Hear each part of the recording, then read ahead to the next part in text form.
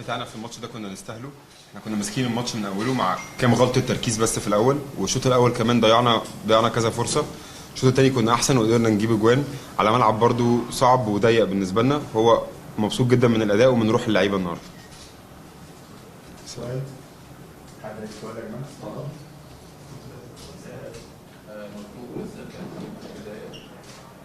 كنا عاوزين بس نعرف النهارده لما نزل كابتن مصطفى فتحي هل كان دوره نص الملعب ولا كان دوره وينج؟ لان لقينا تضارب ما بين احمد سيد كمان ليه ظاهره اهدار الفرص النهارده الزمالك aujourd'hui on a perdu beaucoup de هل دي التركيز؟ Est-ce que c'est manque de concentration? Non, je dirais que ça s'explique par l'état du terrain, qui est très difficile, donc ça ne favorise pas le dernier geste. Après, Mostafa fait une super entrée, c'est un grand joueur, il nous apporte énormément, ça fait plaisir d'avoir un potentiel offensif de ce calibre-là, avec le retour de Mostafa, le retour de Najem, le retour de Marais Saïd. On a trois joueurs qui peuvent nous apporter un gros plus au niveau offensif et je suis très content. Mostafa est rentré en numéro 10 et après ils ont alterné, ils ont beaucoup permuté, mais le but c'était qu'il rentre en numéro 10 et que Youssef Obama vienne à côté de Tarek Ahmed. هو بالنسبه لاهدار الفرص، هو الملعب برضو ارضيته ما كانتش مساعده قوي على اخر لمسه. بالنسبه لمصطفى نزل رقم 10، بس هو كان بيغير كتير هو وزيدو. احنا عندنا مرونه تكنيكيه في الناحيه الهجوميه. هو كان برضو مبسوط جدا ان احنا رجع لنا لعيب موهوب وبيفرق معانا زي مصطفى، وبقى يعني مخلي عندنا حلول هجوميه كتيره بالاضافه لعمر السعيد ونجم. سؤال؟ اتفضل.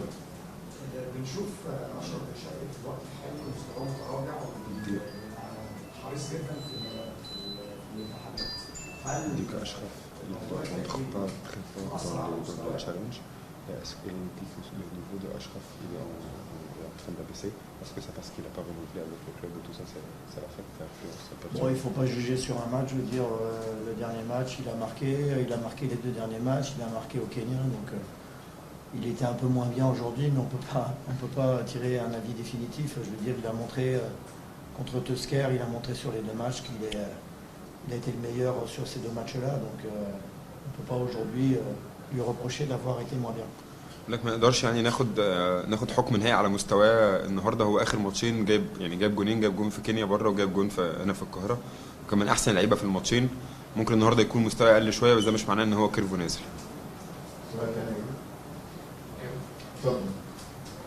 الناحيه اليمين بقى عند مستر كارتيرون، عنده نجم وعنده زيزو وعنده مصطفى. كنت ضغاء زيزو هل الفتره اللي جايه ممكن نشوف مستر كارتيرون يستخدم زيزو في نص الملعب وطارق حامد نفس المكان اللي كان بيلعب فيه ترجاني اساسي تخش انت غدا في زيزو بجانب النهارده مصطفى فتحي بيلعب رقم 10؟ ايه مصطفى اونديس؟ هل ده وجود ثلاث لعيبه يخليه يفكر Est-ce que le fait d'avoir un trop joueur qui joue côté droit à la base, est-ce que vous pouvez changer d'avis de notre Zizou au milieu de terrain par exemple?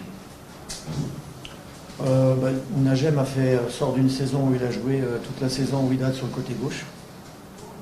ونجم اول حاجه بس، ونجم الموسم اللي فات في الوداد لما كان اعاره لعب معظم الموسم من الناحيه الشمال. Mais je le préfère à droite. بس هو بيفضل، عشان يبقى صريح، بيفضل يلعب الناحيه اليمين. Parce que je trouve qu'il a une qualité de centre quand il est à gauche qu'on voit moins que quand il est à droite. Et par rapport à notre style de jeu, je le préfère côté droit. عشان ستايل لعبنا وطريقه لعبنا، ونجم احسن يلعب على الناحيه اليمين، ونجم الاوفرات بتاعته من الناحيه اليمين كويسه جدا، في الشمال بتبقى اقل شويه، فاحسن يلعب يمين. Mais le plus important par rapport à ce que vous venez de dire, c'est pas d'essayer de placer des joueurs à d'autres endroits. Zizou va jouer là. Le plus important, c'est de savoir qu'aujourd'hui, ce qu'on n'avait pas la saison passée, on a réellement deux attaques de même niveau. Et ça, c'est très très intéressant.